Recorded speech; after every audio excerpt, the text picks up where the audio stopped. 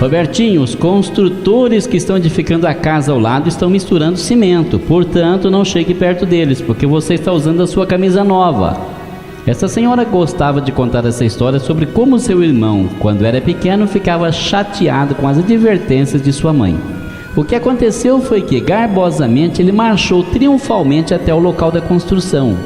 Quando ele estava chegando, uma borboleta pousou na mistura de cimento e ficou presa ao cimento. Robertinho imediatamente estendeu a mão para libertar a criatura que se debatia. Mas foi então que ele perdeu o equilíbrio e caiu no cimento. O cimento escorria de seus cabelos e sujava o seu rosto. A camisa nova estragou-se por completo. O ousado desafio de Robertinho transformou-se em uma agonia de medo. Como é que ele poderia enfrentar a sua mãe agora? Quais seriam as consequências da sua desobediência? A raça humana se encontra em uma situação parecida com essa. Essa gloriosa criação de Deus foi o assunto da sexta lição. Nós vimos que o homem foi manchado e corrompido pelo pecado. Nessa sétima lição agora, vamos aprender o que a Bíblia diz sobre a origem e as consequências do pecado. Mas graças a Deus não precisamos nos desesperar, pois também aprenderemos qual a solução dada por Cristo. Vamos pedir ao Espírito Santo que nos ajude enquanto estudamos esses importantíssimos tópicos.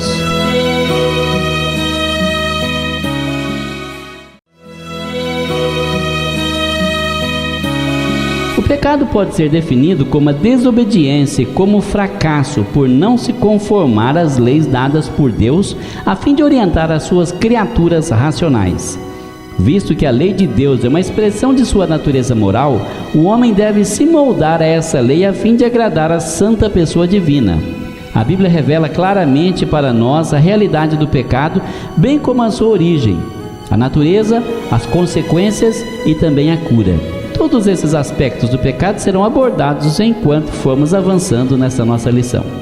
Conforme já vimos na lição passada, o homem é uma criatura racional. Assim ele sabe que é culpado do pecado se ele fizer aquilo que não deve fazer, se ele não fizer aquilo que ele deve fazer, ou se for aquilo que não deve ser, ou se ele não for aquilo que deve ser. Há muitas provas sobre a realidade do pecado. A primeira delas se encontra na Bíblia.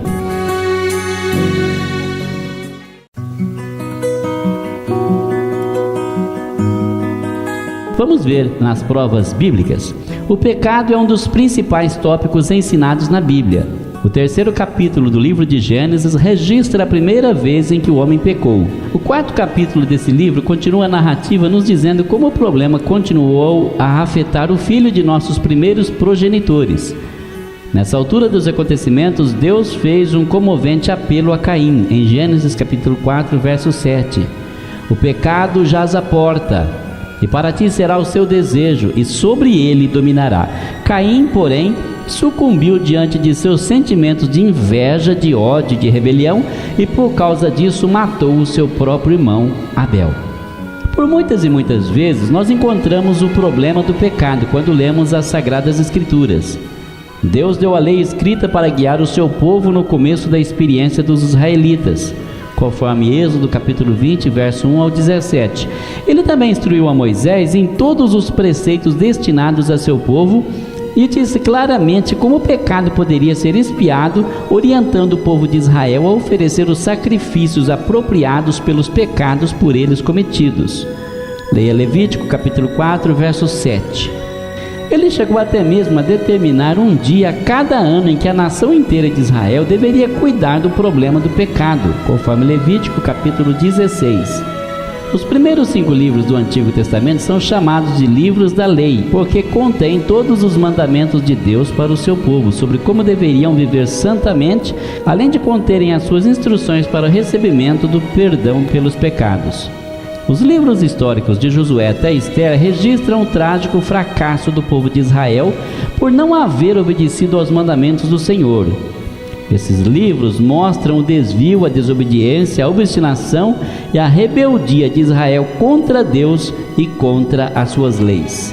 O salmista exprimiu tristeza por causa de seu pecado, dizendo no Salmo 51, verso 1, 2 e 5: tem misericórdia de mim, ó Deus, apaga as minhas transgressões, lava-me completamente da minha iniquidade e purifica-me do meu pecado.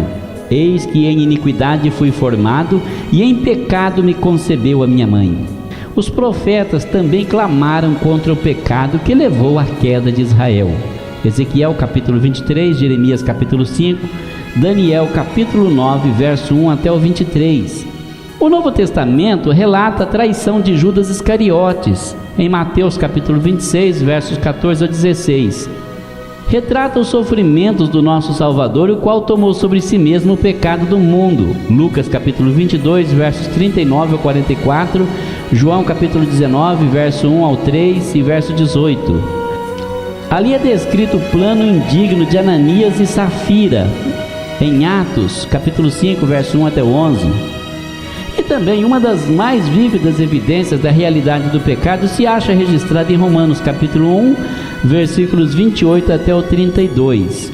Ali o caminho do pecado é descrito da seguinte maneira: e como eles não se importaram de ter o conhecimento de Deus, assim Deus os entregou a um sentimento perverso para fazerem coisas que não convém, estando cheios de toda iniquidade, prostituição, malícia, avareza e maldade, cheios de inveja, homicídio, contenda, engano, malignidade, sendo murmuradores, detratores, aborrecedores de Deus, injuriadores, soberbos, presunçosos, inventores de males, desobedientes aos pais e às mães, nécios, infiéis nos contratos, sem afeição natural, irreconciliáveis, sem misericórdia, os quais, conhecendo eles a justiça de Deus, de que são passíveis de morte os que tais coisas praticam, não somente as fazem, mas também consentem aos que as fazem.